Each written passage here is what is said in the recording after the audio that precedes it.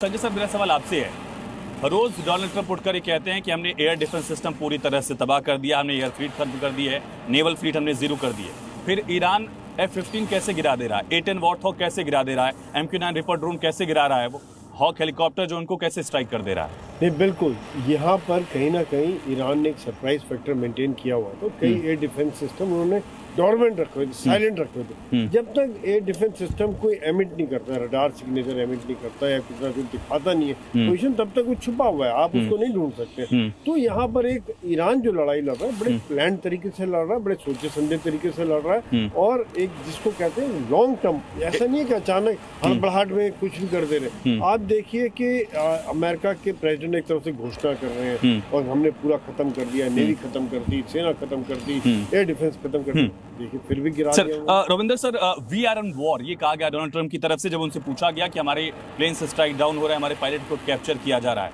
क्या अमेरिकी जनता इस बात के लिए तैयार है कि अमेरिकी पायलट अगर ईरान के कब्जे में पहुंच जाता है तो क्या होगा?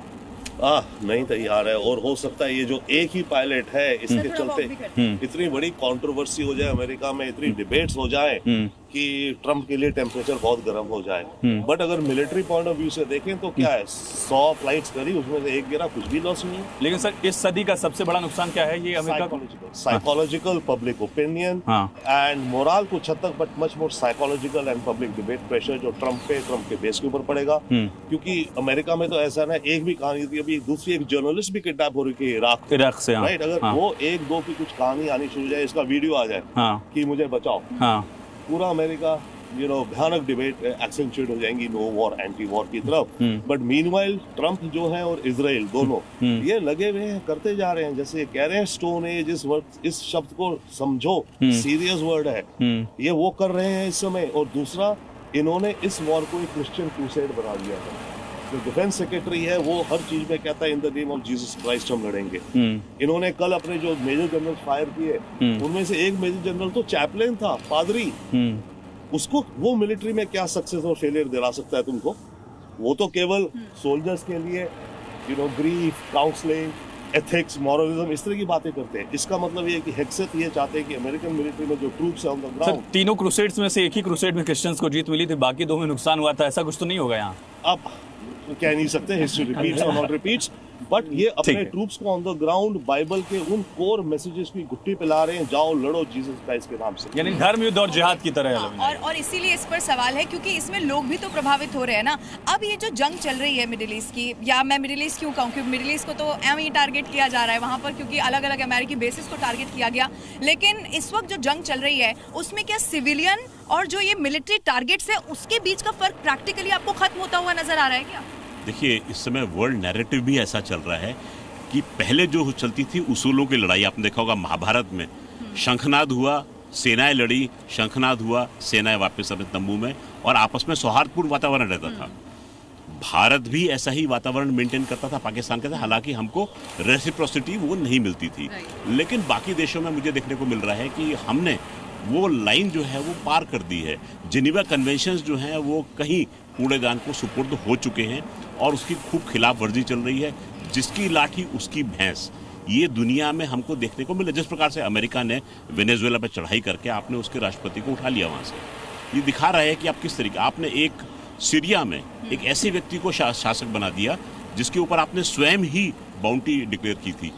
तो ऐसा दिख रहा है मुझे नैरेटिव वर्ल्ड का कि मेरे पास यदि शक्ति है तो मैं अपनी मनमानी कर सकता हूँ, आप शक्तिहीन हैं तो आपको उसको सहना पड़ेगा। लेकिन ऐसा कहाँ हुआ ना? एसिमेट्रिकल वॉरफेयर का जिक्र हम तो कर रही, कोई कंपैरिजन नहीं है दोनों देशों में। लेकिन श्याम सर, मेरा सवाल आपसे, लविन आपके जरिए, कि लड़ाई जो है वो कहाँ पहुंच गई है? क्या पलट गई है तस्वीर, या इसके लिए डोनाल्ड ट्रंप अमेरिका पहले से ही तैयार था? देखिए, पूरा वर्ल्ड जो है उतावला है कि डिसाइसिव बैटल क्यों नहीं हो रहा।